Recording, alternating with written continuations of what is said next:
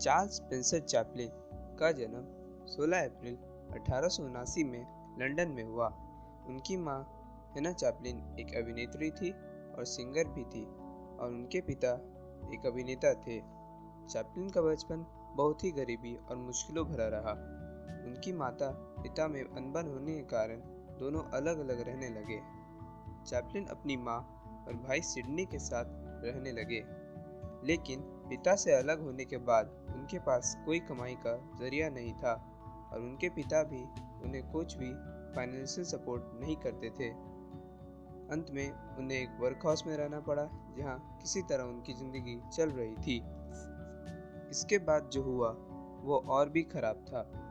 उनकी मां की दिमागी बीमारी के कारण 2 महीने तक पागल खाने में जाना पड़ा और चैपलिन और उनके भाई को अपने पिता के साथ रहना पड़ा। उनके पिता एक खतरनाक ड्रंकर थे। वहाँ उन्हें बहुत दिक्कतें आई।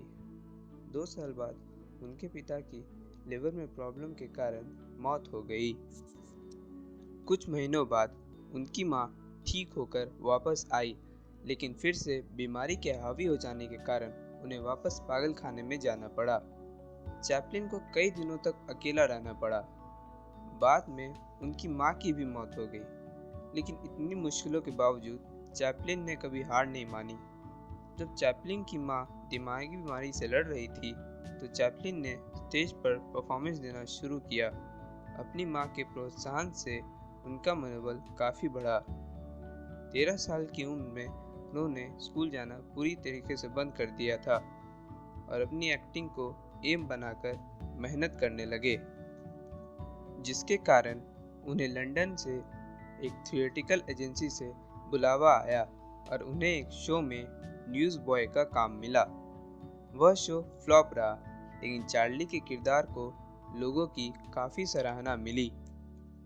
चैपलिन को जल्द ही एक नई कंपनी में काम करने का मौका मिला, जहां वह जल्द ही अपनी अच्छी एक्टिंग से एक स्टार परफॉर्मर बन गए।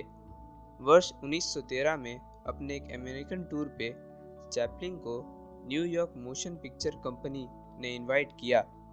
उसके एक रिप्रेजेंटेटिव को लगा कि चार्ली उनके कीस्टोन स्टूडियो के एक स्टार परफॉर्मर फ्रेड मेस को रिप्लेस कर सकते हैं और चार्ली को उनके फिल्म में काम करने के लिए मना लिया। चार्ली को उस समय हर हफ्ते $150 मिलती थी, यानी करीब 9,000 रुपये। जल्द ही अपनी फिल्मी डेब्यू उन्होंने one reeler making a living movie से की, लेकिन चार्ली को अपनी पिक्चर पसंद नहीं आई। अपनी दूसरी फिल्म में उन्होंने अपना अपीयरेंस चेंज किया और ऐसा कॉस्ट्यूम सेलेक्ट किया जिससे वे जरा भी पहचान में नहीं आ रहे थे और अपने इसी किरदार से काफ़ी फिल्में बनाई और लोगों के दिलों में राज किया। Oscar, honorary award, blue ribbon award जैसे कई अवार्ड्स उन्हें मिल चुके हैं। 88 की उम्र में खराब हेल्थ के कारण सोते समय ही उनका निधन हो गया।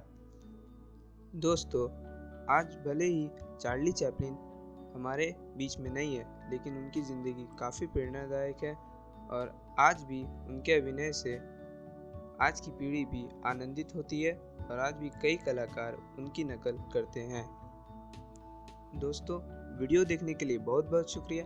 अगर आपको ये वीडियो पसंद आया हो तो वीडियो को लाइक कीजिए और शेयर कीजिए और हमारे चैनल को सब्सक्राइब कीजिए, क्योंकि मैं आपके लिए ऐसे ही नॉलेजेबल और प्रेरणादायक वीडियोस लाता रहूँगा।